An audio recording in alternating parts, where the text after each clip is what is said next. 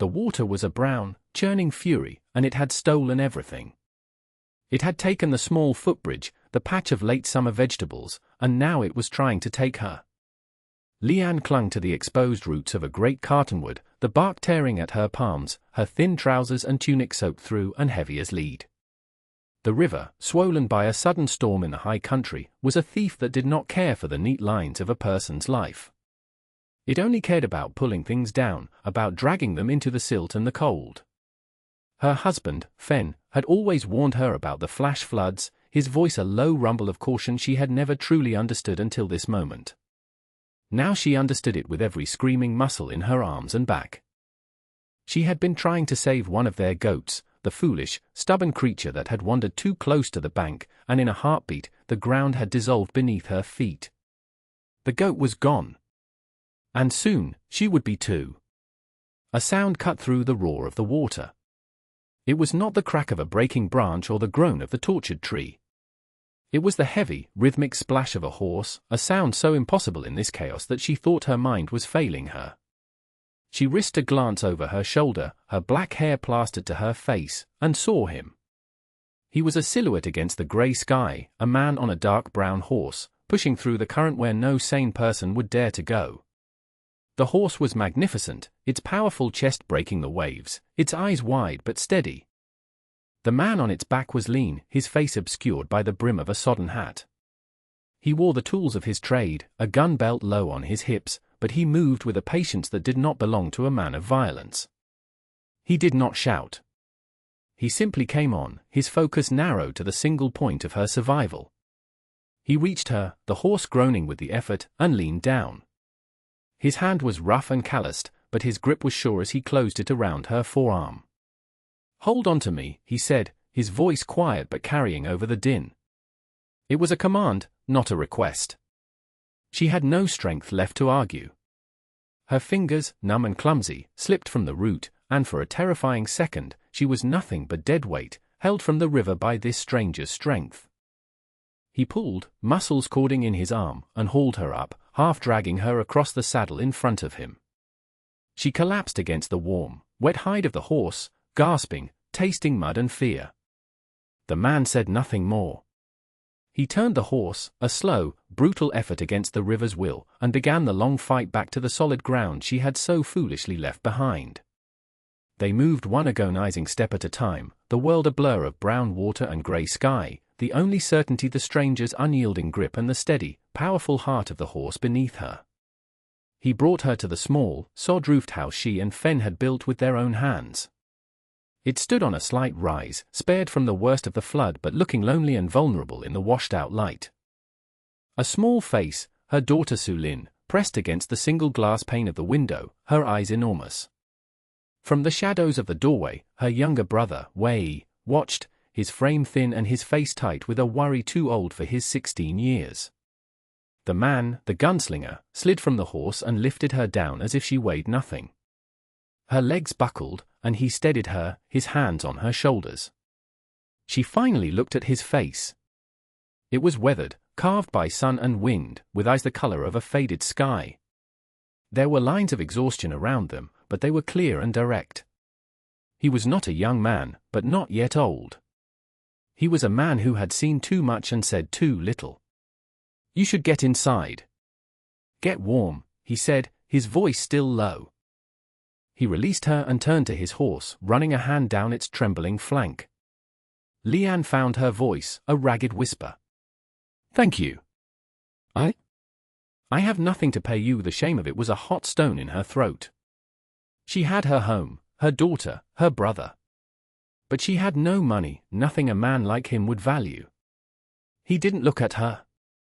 He just continued to soothe his horse. "Wasn't asking for payment," he said. "Horse needs rest. I need a dry patch of ground for a night. That's all." It was a bargain offered so humbly it was barely a request. He was erasing himself from the transaction, asking for the barest minimum, as if he were used to being owed nothing. She looked at his worn boots, the patched canvas of his coat, the deep weariness in his posture. He had saved her life, and he was asking permission to sleep on her dirt. "There is a lean-to," she managed, gesturing toward the side of the house where they kept the firewood. "It is dry. I will bring you a blanket." He gave a single, brief nod.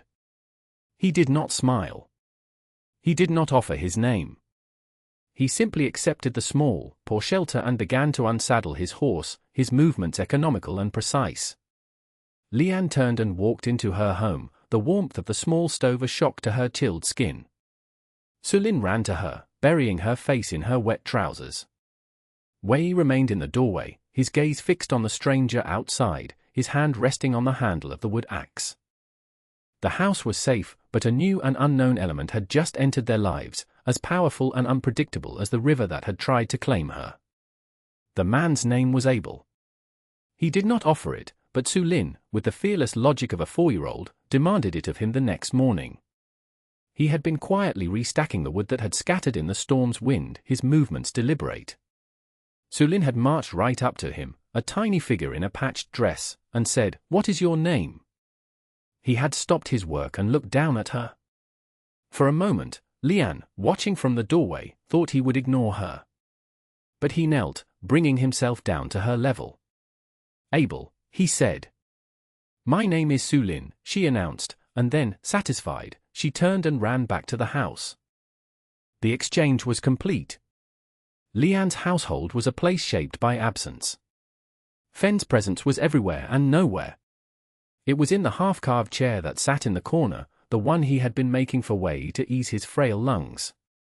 It was in the heavy axe that Wei now struggled to lift, trying to take on a man's chores with a boy's body. It was in the silence at the small table, the empty space that Leanne could never bring herself to fill. They lived around the hole he had left, a quiet, wounded family holding on to a small patch of land that the world seemed determined to wash away. They had come from across the ocean with dreams of gold and found only hard soil and harder men. After Fenn's death from a fever the winter before, the hardness had grown. Abel seemed to understand the geography of their grief without needing a map. He moved in the margins of their lives, a silent, observing presence.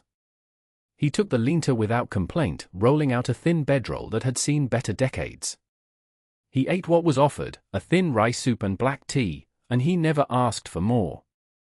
In fact, he seemed to take the smallest portion, a habit so ingrained that Leanne suspected it was the story of his life. He was a man accustomed to leftovers, to the edges of things. His quietness was not menacing, it was a kind of conservation of energy, as if he knew that words were a luxury he could not afford. The day after the rescue, the river had receded, leaving behind a scarred landscape of mud and debris.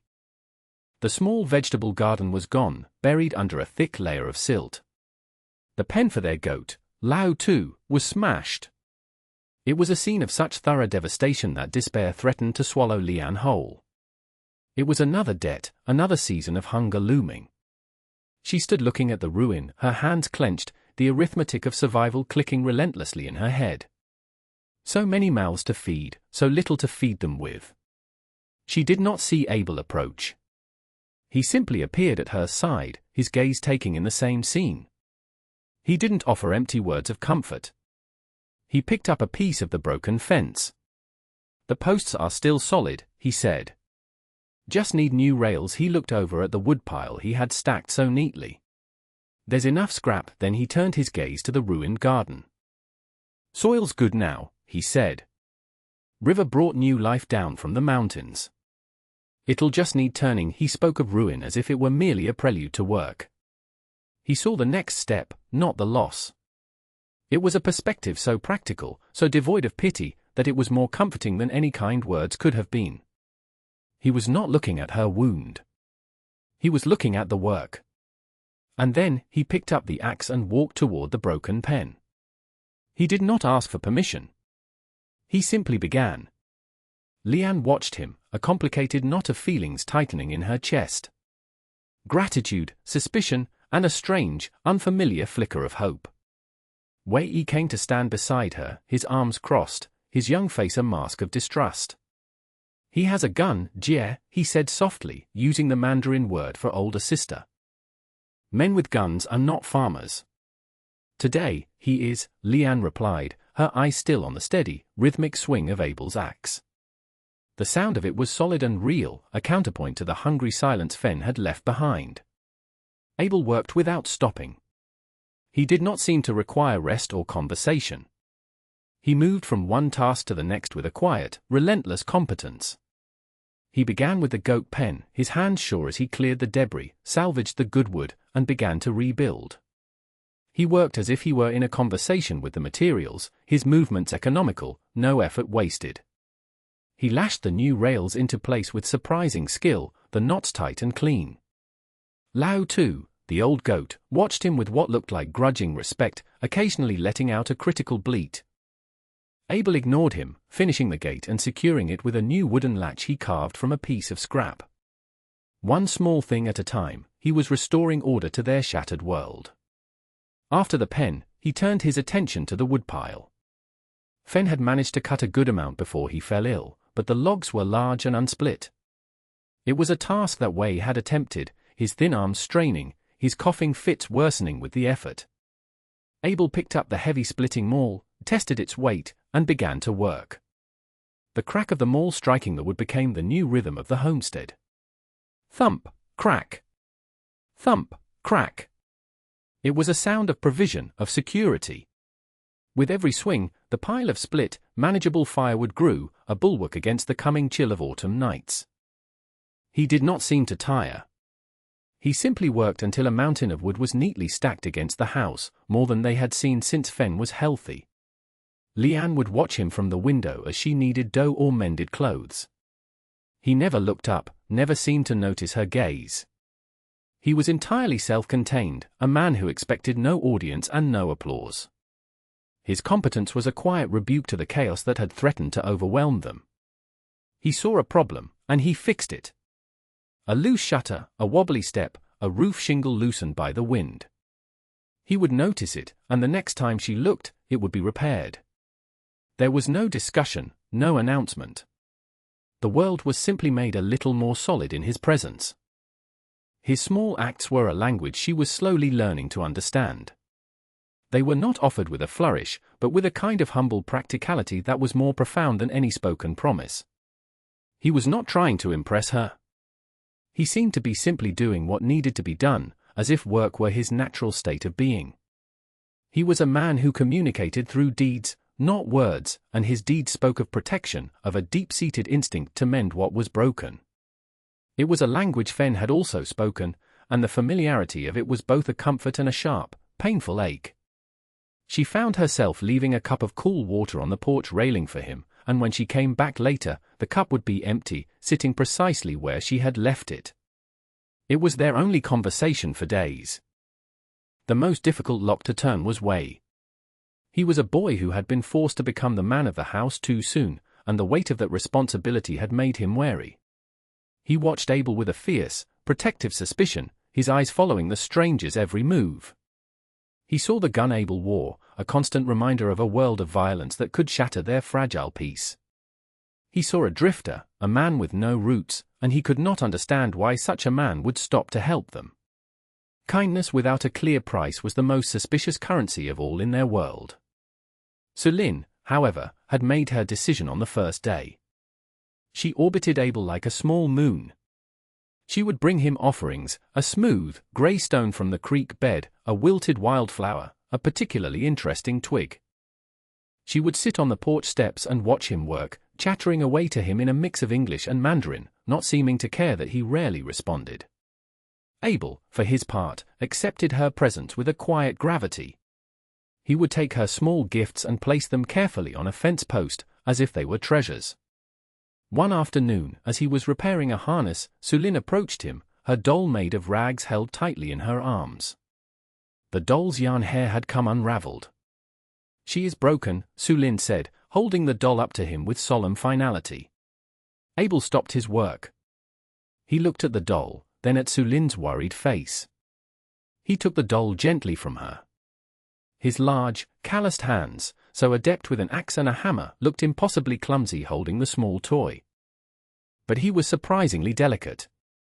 He used the tip of a small knife to work the tangled yarn, and then, with a patience that astonished Lian, he carefully braided the hair back together, tying it off with a small piece of twine. He handed the repaired doll back to Sulin.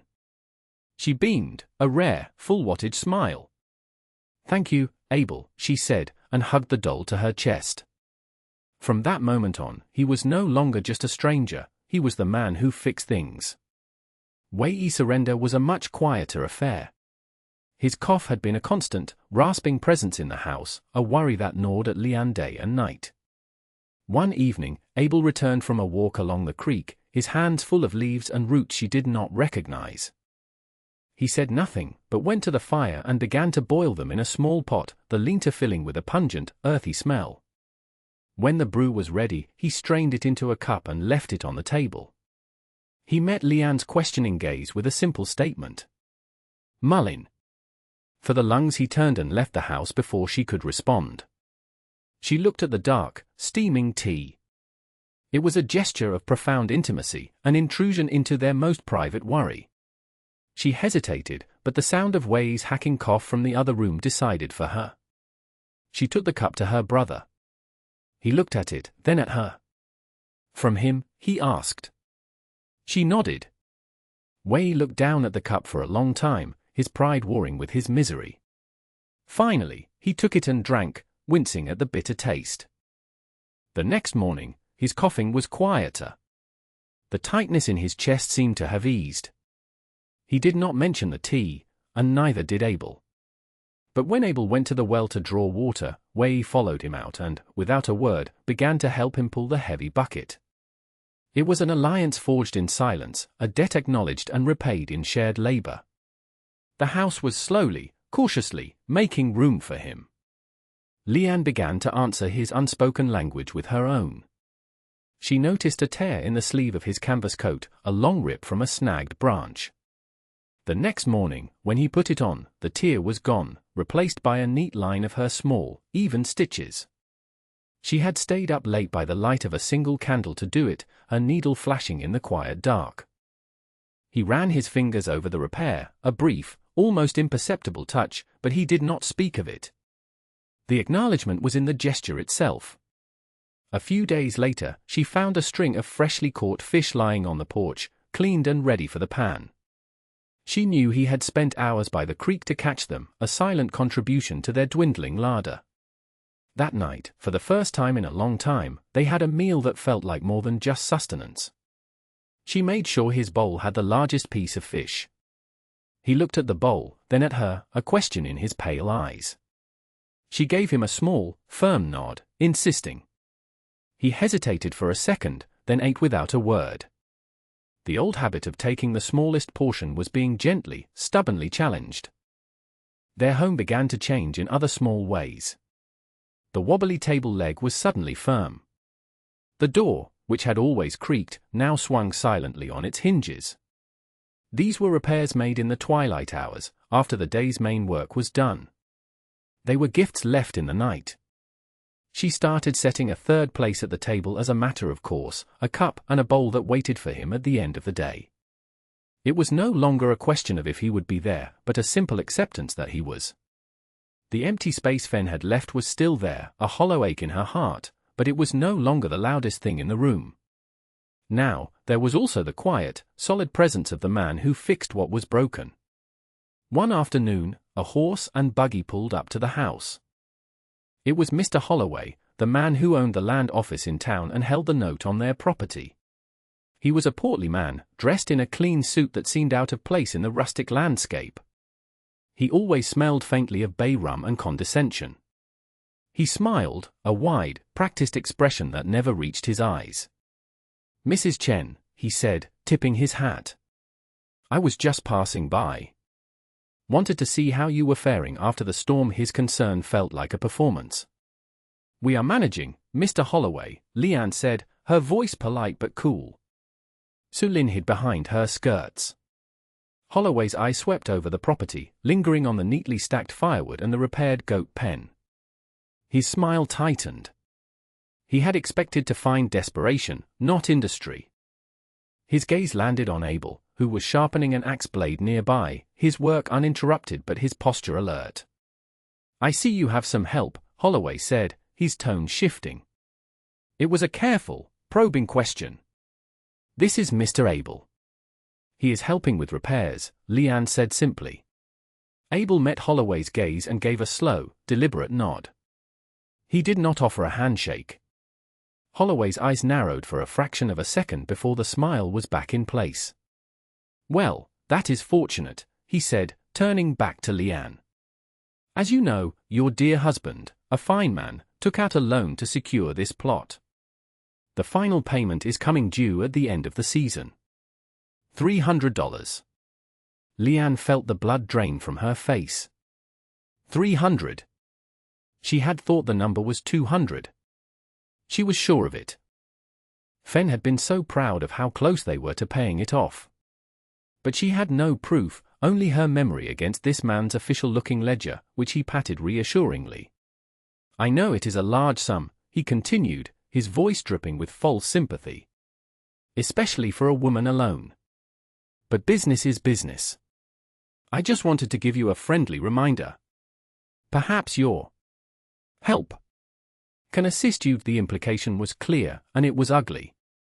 He tipped his hat again, climbed back into his buggy, and drove away, leaving a cloud of dust and dread behind him. Leanne stood frozen, the number echoing in her mind. $300. It was an impossible sum.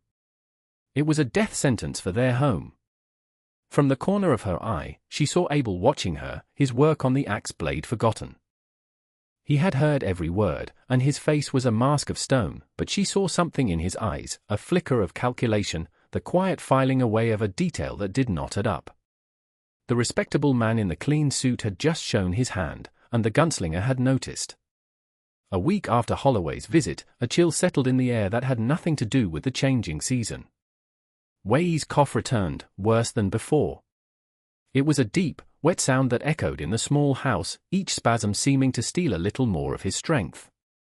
The dampness from the flood, Leanne feared, had settled deep in his lungs.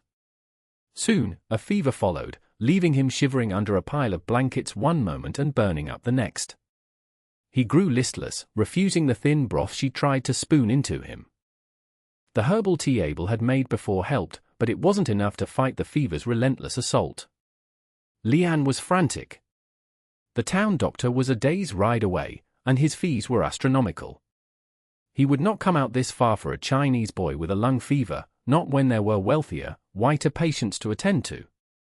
She felt the old, familiar helplessness creeping back in, the chilling realization that they were utterly alone, their lives worth less than others in this harsh land. She sat by Wei's bedside, wiping his brow with a cool cloth, her heart a cold, tight knot of fear. Abel watched her quiet desperation. He saw the subtle tremor in her hands, the dark circles under her eyes. He had been a ghost in their house, a silent worker, but now he stepped forward from the shadows. He placed a hand gently on her shoulder. It was the first time he had touched her since the day he pulled her from the river. The contact was brief, but it was solid and grounding. "There are other medicines," he said, his voice low. "Not the doctor's kind." She looked up at him, her eyes pleading. "What kind?" "The kind the land gives you," he said. He left without another word, taking a small sack and a knife with him. He was gone for hours, disappearing into the low hills behind their property. Leanne was left with the sound of Wei's ragged breathing and the ticking of their old clock, each second stretching into an eternity of worry. She didn't know whether to pray for his return or to curse herself for trusting a drifter with her brother's life. He returned just as the sun was setting, his boots caked with mud and his sack heavy. He didn't offer explanations. He simply emptied the contents onto the table. There were roots she had never seen before, pale and gnarled, and bunches of leaves and flowers she couldn't name. He began to work with the same focused intensity he applied to everything, washing the roots, crushing the leaves, his hands moving with a knowledge that was ancient and sure. He made a poultice that smelled of pine and damp earth and a tea that was darker and more pungent than the last. He carried them to Wei's bedside. "This will help the fever," he said, gesturing to the tea. "And this will help him breathe." He gently opened Wei's thin nightshirt and spread the warm, damp poultice on his chest. Wei, lost in the fever's haze, barely stirred. For the rest of the night, Abel sat in the half-carved chair Fen had started, watching over the boy. He did not sleep. He simply kept vigil, a silent guardian in the dim light of the cabin, while Leanne finally collapsed into an exhausted, dreamless sleep. When she awoke in the grey light of dawn, the first thing she noticed was the silence. The terrible, rasping sound of Wei's breathing was gone. It had been replaced by a quiet, even rhythm. His fever had broken. That evening, as Abel sat on the porch cleaning his gun, a task he performed with ritualistic care, Leanne brought him a cup of tea. She sat on the steps nearby, not speaking for a long time. The silence between them was different now. It was not the silence of strangers, but a deeper, more comfortable quiet, born of a shared crisis. "Where did you learn such things?" she finally asked, her voice barely a whisper. "About the herbs." He continued his work, wiping down the barrel of the pistol with an oiled cloth. He looked out at the darkening landscape, his eyes focused on something far away, something in his past. "My mother," he said, his voice rough with disuse. "She was a healer. People called her a witch sometimes, but when their children got sick, they came knocking." He paused, the rhythmic motion of his hand stopping for a moment. "And later?" "I lived with the Ute for a time. They know the land. They know what it gives, what it takes." He didn't say more, but Leanne could piece together the unspoken parts of the story. A boy who learned from his mother, a man who found a temporary home with a people who were also outsiders, a life lived in the spaces between worlds. She began to understand the source of his quiet competence, the depth of his self-reliance. He was a man who had been stripped of everything but what he could carry in his hands and in his head. She also understood his habit of asking for so little. He had learned early on that the world was not a generous place, and that the only thing you could truly count on was yourself. "You have lost people," she stated.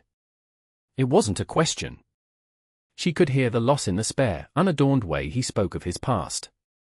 He gave a single, sharp nod, his eyes still on the horizon. "A wife. A son. Fever took them. The doctor's medicine didn't help." The confession hung in the air between them, simple and devastating. In that moment, he was not a gunslinger, not a stranger. He was a man who carried a wound as deep as her own. She saw his grief, held with the same stoic composure she used to hold hers. They were two people from different worlds, bound by a shared language of loss. She finally understood why he had fought so hard for Wei. He hadn't just been saving her brother. He had been fighting a ghost from his own past, trying to win a battle he had already lost once before. The silence that fell between them now was not empty. It was filled with everything they didn't need to say. Holloway returned 2 weeks later. He did not bother with pleasantries this time. His buggy kicked up a plume of angry dust as he reined his horse to a halt. He had seen the smoke rising from their chimney, a clear sign of continued defiance. He marched to the door, his face flushed with impatience. Abel was there, splitting the last of the logs, his presence a silent challenge. "Mrs. Chen," Holloway barked, ignoring Abel completely. "I have come for the payment. The full 300. The bank is not a patient institution." "I do not have it," Leanne said, her voice shaking slightly but her chin held high. Wei stood behind her in the doorway, pale but steady on his feet. Holloway's eyes glittered. This was the moment he had been waiting for. "That is a great shame," he said, pulling a sheaf of papers from his coat. "A great shame indeed. This is an eviction notice, legally filed. You and your family have until the end of the week to vacate the premises." He tried to hand the papers to her, his smile thin and triumphant. "No," a quiet voice said. It was Abel.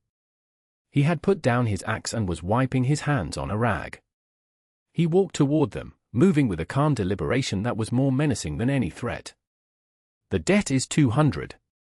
And it's not due for another month." Holloway sputtered, his face turning a shade darker. "You have no say in this, Drifter. This is a private matter. I have the signed agreement right here." "So do we," Abel said. He looked at Leanne, a quick, meaningful glance. She disappeared into the house and returned a moment later with the small, lacquered box where she kept Fenn's important papers. She handed it to Abel. He opened it and took out a single, folded document, the original loan agreement, written in Fenn's careful hand and countersigned by Holloway. Abel held it up next to the paper Holloway was brandishing. "Your copy seems to have grown a new zero, Mr. Holloway," Abel said, his voice dangerously soft. "And the date looks different. That's fraud." Holloway's face went from red to a pasty white. He had gambled on her being an illiterate, helpless widow who would be too frightened to question him. He had not gambled on a quiet man who knew how to read both words and men. This is an outrage," he blustered. "This is a forgery." "We can take them both to the marshal in Prescott," Abel offered calmly. "He's a fair man. I'm sure he'd be very interested in your bookkeeping." The threat was unspoken but absolute. A legal battle, an investigation, Holloway's carefully constructed reputation as a respectable businessman would be shattered. He looked from Abel's unblinking eyes to Leanne's steady gaze, and he saw his scheme collapsing around him. He snatched his papers back, his movements jerky and panicked. He threw the eviction notice on the ground.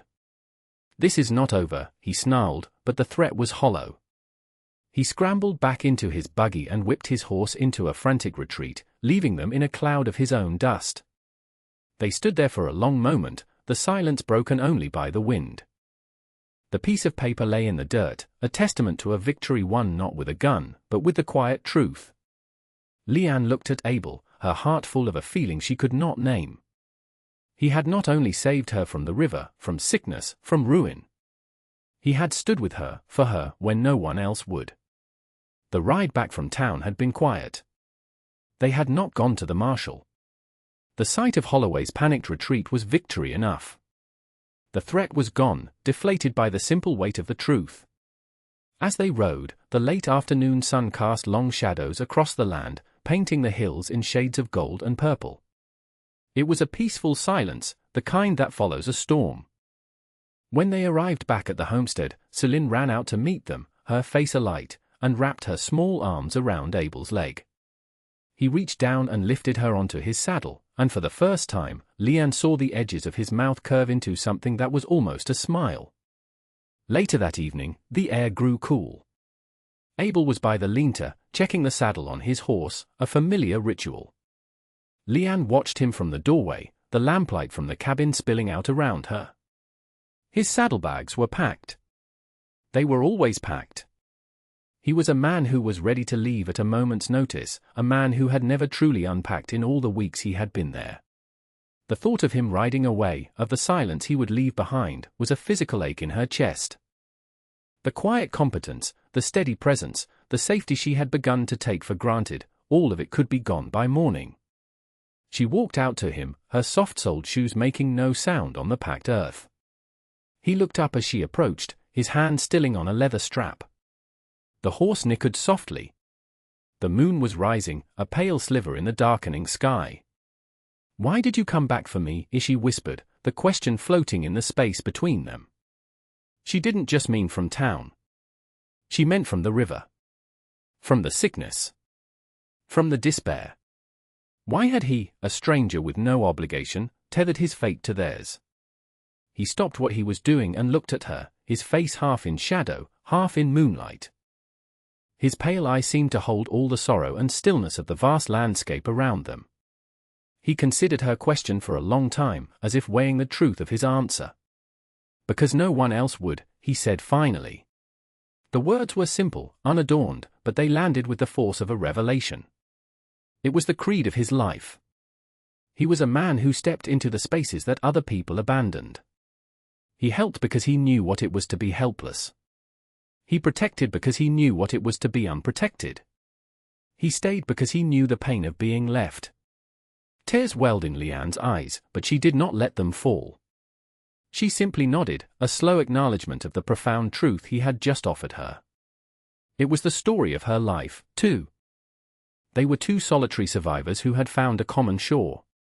She turned and went back into the house without another word.